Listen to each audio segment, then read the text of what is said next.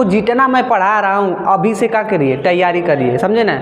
जब अभी से तैयारी करेंगे तो बाद में हमको कोई दिक्कत नहीं रहेगा। काहे कि जब परीक्षा हम लोग का आ जाएगा सर पर ना, तो बहुत हम लोग को टेंशन हो जाएगा, कौन सा सब्जेक्ट पढ़े कौन सा ना पढ़े, इसी में हम लोग क्या होंगे, भूल जाएंगे। और जब भूल जाएंगे तो उसी में हमारा दिमाग इधर उधर हो जाएगा, समझ में नहीं आएगा कि क्या पढ़े हम लोग। इसीलिए हमारा कहना में यह है, जितना मैं बस पढ़ा रहा हूँ उतना ही घर पर जा करके क्या करिए, आप रिवीजन करिए, ठीक है ना। तो पर्सनाली 3.1 पढ़ चुके हैं, अब हम लोग आज पढ़ेंगे पर्सनाली 3.2 पढ़ेंगे। पहला सवाल इसमें कह रहा है, निम्न रैखिक समीकरण युग्म को प्रतिस्थापन विधि से हल कीजिए। क्या प्रतिस्थापन विधि से? पहले तो हम लोग जान लेते हैं प्रतिस्थापन विधि क्या होता है। प्रतिस्थापन विधि का मतलब यह है, या तो हम क्या करें ना, यहाँ से समीकरण 1 से इसको समीकरण 1 मान सकते हैं और समीकरण इसको 2 मान सकते हैं, या हम क्या करें, प्रतिस्थापन विधि कहेगा तो क्या करेंगे, या तो हम लोग x बराबर निकाल ले चाहे y बराबर निकाल कर दे। मतलब कि हम लोग प्रतिस्थापन विधि में कहेगा तो ऐसे लगाएंगे, जैसे करेंगे, कह रहा है प्रतिस्थापन विधि इसको हल करना है। प्रतिस्थापन विधि का मतलब यह है, हम क्या करें, x बराबर क्या करें 14 माइनस y कर दें, या तो क्या करें यहाँ से, या तो हम लोग कर सकते हैं y बराबर इसको x को इधर कर सकते हैं 14 माइनस x, ऐसे भी कर सकते हैं, जैसे आपकी मर्जी है। तो हम क्या किए, x बराबर कर लिए हैं, तो प्रतिस्थापन विधि इसी को बोला जाता है। क्या बोल, प्रतिस्थापन का मतलब यह है कि हम लोग किसी जो हमारा रैखिक समीकरण यहाँ पर दिया गया है, एक चर को क्या करें इधर रखें और बाकी को इधर हम लोग बराबर को उधर भेज दें, इसी को क्या करते हैं, प्रतिस्थापन करते हैं। तो अब देखिएगा यहाँ पर क्या आया, हमारा यह आया समीकरण 1 से। तो अब क्या करेंगे, इसको हम लोग मान लेते हैं समीकरण 3, ठीक है। अब लिखेंगे यहाँ से कि समीकरण 3 का मान, समीकरण 3 का मान समीकरण 2 में रखने पर, क्या समीकरण 2 में रखने पर, तो देखिएगा जब हम समीकरण 2 में रखेंगे समीकरण 3 को तो क्या होगा, देखिएगा ध्यान से। 2 हमारा क्या है, समीकरण 2 हमारा यह है, x माइनस वाई बराबर कितना 4। अब समीकरण 3 का मान रखना है x के बराबर, तो देखिएगा x का मान हमारा दिया गया है 14 माइनस वाई दिया गया है कि नहीं। तो जहाँ x है वहाँ क्या करेंगे, इतना मान रख देंगे, तो रखेंगे तो 14 माइनस वाई होगा, यहाँ माइनस है तो माइनस होगा, इसको कोष्टक में करना चाहते हैं कोष्टक में कर लीजिए, और y है तो y हो गया, और उसके बाद बराबर 4 हो जाएगा। समझ में आया इतना? जब इतना हो गया तो क्या करेंगे यहाँ से, अब देखिएगा ध्यान से, यहाँ पर लगाते हैं हम लोग, क्या करते हैं यहाँ पर लगाते हैं। तो देखिएगा यहाँ से क्या करेंगे, हमारा 14 माइनस वाई है तो क्या करते हैं, पहले 14 माइनस वाई को ऐसे ही रहने दे रहे हैं, अब माइनस वाई है तो माइनस वाई को भी ऐसे रहने दे रहे हैं, अब 4 है तो 4, ठीक है। प्लस 14 है ना, 14 को उठा कर हम बराबर को उधर कर रहे हैं, अलजेब्रा को एक तरफ और अंक को एक तरफ कर रहे हैं। तो देखिएगा जब हम क्या करेंगे, यहाँ से 14 को उधर करेंगे तो बचेगा क्या, माइनस वाई और माइनस वाई बचेगा, अब बराबर का हो जाएगा 4, और इधर ही जाएगा तो माइनस में हो जाएगा, काहे कि इधर प्लस में है हमारा लेफ्ट साइड में, तो इधर आएगा तो माइनस में। तो अब देखिएगा माइनस यहाँ माइनस है, यहाँ एगो यहाँ छुपा है एगो यहाँ छुपा है, तो एक एक 2 को तो 2 हो जाएगा और y हो जाएगा, माइनस हो जाएगा, होगा कि नहीं होगा, अब बराबर हो जाएगा यहाँ से। अब देखिए यहाँ प्लस में 4 है, यहाँ पर माइनस 14 है, तो घट जाएगा दोनों, तो कितना बचेगा, माइनस में 10 बचेगा, बचेगा जी। अब देखिएगा माइनस से माइनस बर्बाद हो जाएगा यहाँ से, अब 2 से जब 10 को काटेंगे तो 5 बार में कटेगा, y बराबर कितना आया, 5 आ गया। तो अब देखिए ये तो अब y का मान आया, अब क्या करेंगे हम लोग, यहाँ से x का भी मान ज्ञात करेंगे ना जी। तो क्या करेंगे, y का मान या तो समीकरण 1 में रख दीजिए, चाहे समीकरण 2 में रख दीजिए, चाहे इसमें रख दीजिए, कोनो मतलब उससे ना है। तो हम क्या करते हैं, y का मान क्या कर रहे हैं ना, समीकरण 3 में रख रहे हैं, किसमें, समीकरण 3 में। तो लिखेंगे y का मान समीकरण 3 में रखने पर, ठीक है। जब इसमें रखेंगे तो देखिएगा क्या होगा, हमारा समीकरण क्या है, x बराबर 14 माइनस वाई है, x का मान ज्ञात करना है, x रह दीजिए, 14 है तो 14 रह दीजिए, माइनस है तो माइनस, y का मान कितना 5, तो यहाँ से क्या हो जाएगा, x का मान हमारा कितना 9 आएगा जी।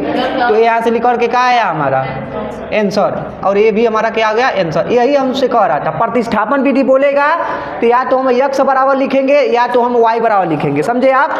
अब इसको हम लोग कैसे जानेंगे कि x का मान जो आया है और y का जो मान आया वो सही है, तो इसके लिए क्या करते हैं, या तो हम इस समीकरण किसी भी समीकरण में रख करके हम लोग क्या करें, जाँच कर ले। कैसे जाँच करेंगे, तो x का मान कितना दिया गया 9 और y का मान कितना दिया गया 5, तो 9 और 5 14 और बराबर ही जो 14 है, तो इसका मतलब जो मान लिख रहा है हमारा क्या है, सही है। तो उसी तरह से हमारा देखिएगा दूसरा सवाल है, यस माइनस टी बराबर 3 और यस अपान 3 प्लस टी अपान 2 बराबर 6, तो इसको लगाते हैं, ठीक है ना।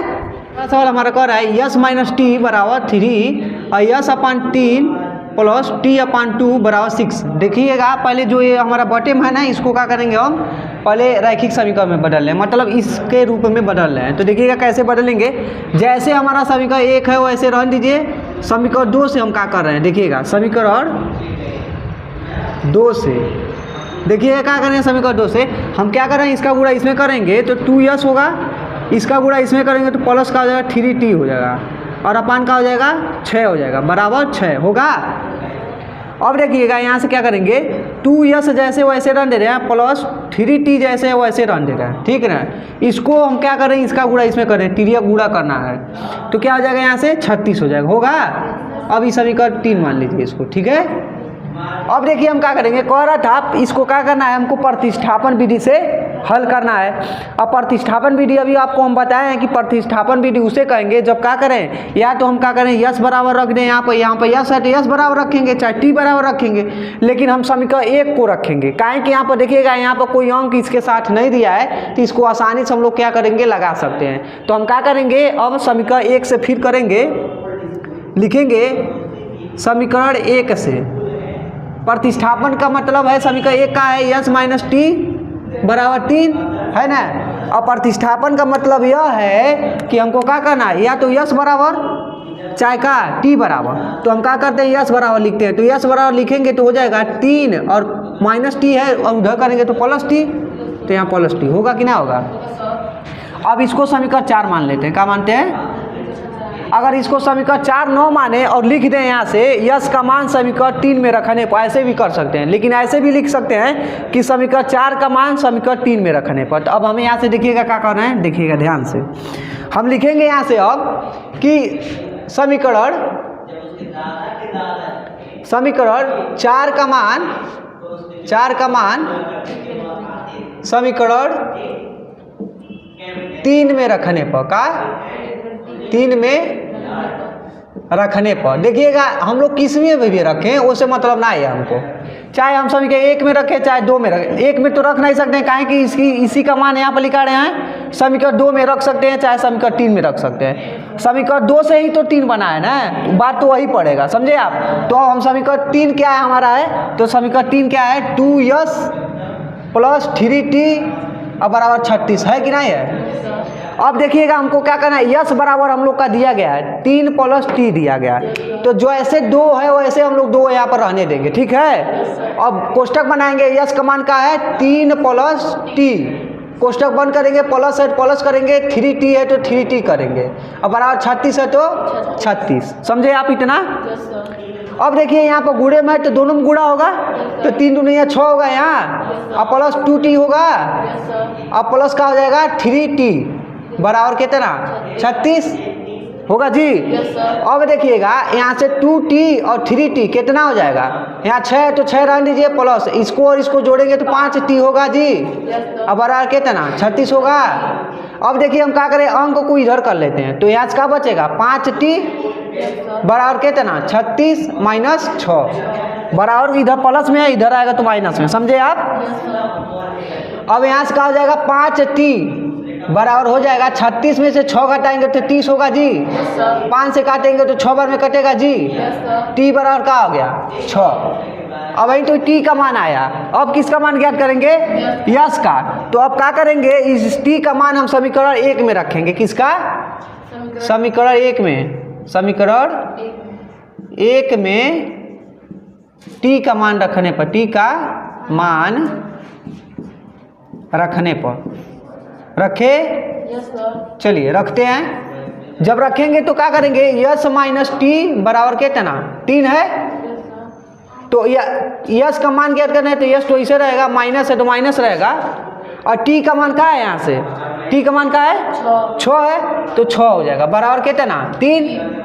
अब यहाँ से क्या हो जाएगा, देखिएगा यहाँ पर लगा रहा हूँ, यस का मान क्या था, यस तो ऐसे रहेगा, अंक को हम उठा के इधर कर रहे हैं, तो देखिएगा 3 है तो 3 रहेगा, इस अंक को माइनस 6 को उठा करके इधर करेंगे तो कौन सी हो जाएगा प्लस 6 में, तो यस बराबर क्या आ जाएगा यहाँ 9 हो जाएगा, समझे आप।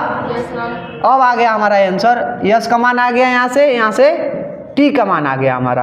अब हम लोग कैसे हम लोग प्रूफ करें कि हमारा सही है कि नहीं है, तो यस का मान कितना दिया गया है 9, टी का मान कितना गया है 6, तो 9 में से 6 घटाएंगे तो 3 नहीं आ जाएगा। तो इसका मतलब हम जो मान निकाल रहे हैं वो है हमारा सही है। देखिएगा पहला में हम लोग पहला सवाल और दूसरा सवाल लगा लिए, तीसरा सवाल आप लोग बहुत ईजी तरीका से लगा सकते हैं, काहे कि बहुत ईजी है।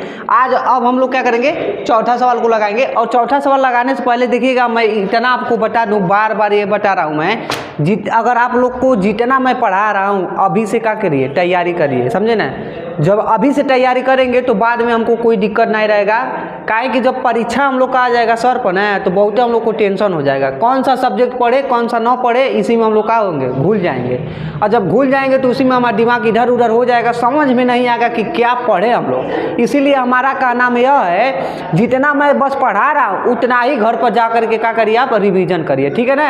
तो चलिए हम लोग चौथा सवाल को लगाते हैं। चौथा सवाल को प्रतिस्थापन विधि से लगाना है। 0 दशमलव आ गया है तो आप लोग को बहुत कठिन दिख रहा होगा, लेकिन बहुत कठिन नहीं है। देखिएगा क्या नहीं है, आप लोग को दिखाई दे रहा है। आप लोग ये भी जानते हैं कि क्या हो, जब हमारा देखिएगा दशमलव के बाद एक अंक है, दशमलव के बाद एक अंक है, दशमलव के एक बाद अंक है, यहाँ भी एक बाद यहाँ भी है कि नहीं है। जब ऐसा हो कि दोनों रैखिक समीकरण में दशमलव के बाद एक ही अंक आए सभी में, तो क्या कर सकते हैं, दशमलव को हटा सकते हैं। तो कैसे हटा के लिख सकते हैं, तो देखिएगा कैसे लगा संडे। तो साल बीच को कैसे लिख सकते हैं, लिख सकते हैं 2x + 3y = 13 लिख सकते हैं, समझे ना यार। दशमलव को हटा सकते हैं, ठीक। अब यहाँ से इसको क्या लिख सकते हैं कि 4x + 5y = 23। अब इसको समीकरण 1 मान लीजिए और समीकरण 2 मान लीजिए। अब प्रतिस्थापन विधि से हल करना है, या तो क्या कीजिए, समीकरण 2 को x बराबर कर लीजिए, चाहे y बराबर कर लीजिए। आप लोग यह सोच रहे होंगे हमेशा मैं क्या कर रहा हूँ, समीकरण 1 को ही क्या कर रहा हूँ, या तो x के बराबर कर रहा हूँ चाहे y के बराबर कर रहा हूँ कि नहीं। आप लोग समीकरण 2 को भी x के बराबर कर सकते हो, y को बराबर भी कर सकते हो। मैं समीकरण 2 को इसलिए नहीं टच कर रहा हूँ क्योंकि देखिएगा इसमें बहुत बड़ा वाला अंक आया, इसलिए इसको नहीं कर रहा हूँ। इसलिए हम समीकरण 1 को हमेशा कर रहा हूँ। तो यहाँ से क्या करेंगे, हम लिखेंगे समीकरण 1 से, क्या लिखेंगे, समीकरण 1 से। तो समीकरण 1 क्या है हमारा, 2x + 3y = 13। आप लोग को कोई ऐसा बताएगा ना, इतना जान लेना, कहीं और ही जाओगे पढ़ने अपने तो ऐसा नहीं बताया जाएगा कि समीकरण 1 से सीधे आपको क्या किया जाएगा, यहाँ पर लिखा नहीं जाएगा, सीधे x बराबर यहाँ लिखा दिया जाएगा। लेकिन आपको समझने के लिए मैं यहाँ क्या कर रहा हूँ, लिख रहा हूँ। तो देखिएगा मैं x बराबर लिखा दूंगा, तो 2x को ऐसे रख दीजिए और 13 है तो 13 रहबे करेगा, इसको बराबर उधर करेंगे तो -3y होगा। अब देखिए क्या करेंगे, यहाँ से x का मान निकालेंगे हम लोग, ठीक है ना। तो x का मान निकालेंगे तो 13 - 3y और अपन का हो जाएगा 2 हो जाएगा। अब यही x का मान हम क्या करेंगे, समीकरण 2 में रखेंगे। तो लिख लेते हैं कि x का मान ऐसे भी लिख सकते हैं आप लोग, x का मान समीकरण 2 में रखने पर, 2 में रखने पर चलिए रखते हैं। तो जब रखेंगे तो यहाँ लगाते हैं इसको, ठीक है। तो देखिएगा यहाँ से समीकरण 2 का है हमारा 4x + 5y बराबर क्या है 23। अब 4 जैसे वैसे ही रहेगा और x का मान क्या दिया गया हमारा 13 - 3y और अपान कितना 2 ये दिया गया है। तो इतना हम लिख लेते हैं। प्लस का है 5y बराबर कितना है 23 है कि नहीं है, समझ में इतना आया आपको। अब देखिए आप वो से क्या कर रहे हैं ना, 4 को काट दे रहे हैं, काहे कि गुणा में है तो काट सकते हैं, तो 2 बार में कटेगा कि नहीं कटेगा। तो अब क्या बच जाएगा, यहाँ से देखिएगा बच जाएगा हमारा 2 13 - 3y और प्लस 4y 5y सॉरी, उसके बाद क्या है 23 बचेगा। अब इसका गुणा करते हैं इसमें, ठीक है। 2 का गुणा इसमें करेंगे तो 26 होगा जी, -3 दूनी 6y हो जाएगा और प्लस 5y होगा और बराबर क्या हो जाएगा 23। समझ में आया इतना। अब देखिए क्या कर रहे हैं हम, इस 26 को बराबर को उधर के भेजेंगे तो -6y और प्लस 5y घट जाएगा ना जी, यहाँ माइनस है यहाँ प्लस है, तो 6 में से 5 घटेगा कितना 1 और y है तो y और माइनस है ना बड़ा वाला तो माइनस लगाएंगे और बराबर कितना 23 और माइनस इसको उधर बराबर को उधर करेंगे तो 26 होगा कि ना होगा। अब एक लिखे चाहे ना लिखे उससे मतलब है नहीं है, -y बराबर क्या हो जाएगा देखिएगा, यहाँ प्लस में 23 और -26 तो घटेगा तो 3 बचेगा माइनस में, माइनस वाला ज़्यादा है तो माइनस में लिखेंगे, माइनस से माइनस बर्बाद हो गया, y बराबर का आ गया यहाँ से 3 आ गया आया। और क्या करेंगे, इसी y का मान हम क्या करेंगे समीकरण 1 में रखेंगे, क्या करेंगे समीकरण 2 में इसलिए नहीं रख रहा हूँ क्योंकि यहाँ पर ज़्यादा अंक दिया गया इसलिए नहीं रख। तो अब लिखेंगे यहाँ से हम लोग कि y का मान समीकरण 2 में रखने पर, समीकरण 1 में रखने पर, चलिए रखते हैं, यहाँ रख लेते हैं। जब रखेंगे तो हमारा समीकरण क्या है, 2x प्लस 3y बराबर कितना 13। तो x का मान ज्ञात करना है, तो 2x ऐसे ही रहेगा, 3 है और गुणे y का मान कितना 3 बराबर 13। 2x बराबर प्लस क्या हो जाएगा, 3 3 का 9 और बराबर 13 होगा। 2x बराबर क्या हो जाएगा यहाँ से 13 और इधर जाएगा तो माइनस में हो जाएगा, होगा। तो क्या हो जाएगा यहाँ से 9। अब 2x बराबर क्या हो जाएगा यहाँ से 13 में से 9 घटाएंगे तो कितना 4 और 2 से काट देंगे 4 को तो 2 बार में, तो x का बराबर कितना 2। यहाँ से कहा जाएगा हमारा आंसर हो जाएगा, ये वाला x का मान आ गया और यहाँ से y का मान आ गया। इतना हम लोग का क्या हो गया, खत्म हो गया। अब हम लोग क्या करेंगे, अगले वीडियो में जितना भी इसके आगे सवाल वाला है उतना करेंगे, काहे कि वीडियो ज़्यादा बड़ा हो जाएगा तो अच्छा नहीं लगेगा पढ़ने में, इसलिए हम लोग अगले वीडियो में अब जितना भी सवाल बचा है उतना लगाएंगे।